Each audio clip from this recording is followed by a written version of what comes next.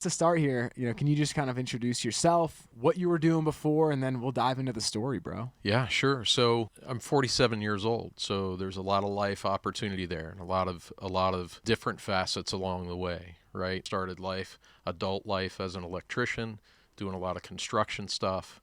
I transitioned from there into the fire service. Made a huge amount of really deeply impactful relationships during that career. Was able to help a lot of people. Found a really rewarding piece of my life within the fire service, right? Being able to step in when people are most in need and help them out of that particular situation. And I think that ties in a lot with what we do here at Real, right?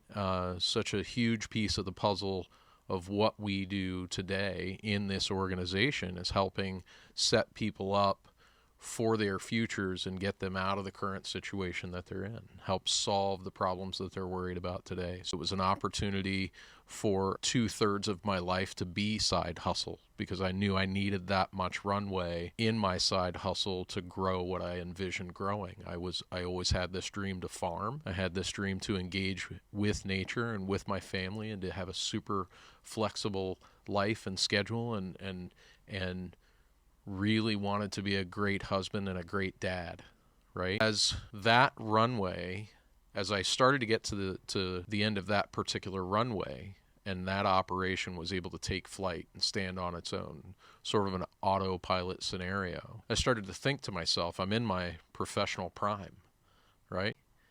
I've got probably 20 years of really hard grinding work left in me. What's going to give me the maximum return on my time investment? Because that's the thing that's most important to me now, right? Look, man, the farm almost killed me. Like, there isn't, Andy and Jacqueline included, I bet, there isn't a single married business owner who will stand in front of you who have gone through the worst of what it takes to build a business and tell you that it didn't strain the family, that it didn't strain their marriage, that it didn't strain their finances, and that there weren't moments when they wondered how on earth they were going to make it through. Say all of that to then say building the farm took a solid 7 years of 60, 80, 100 hours a week doing that on top of a full-time job.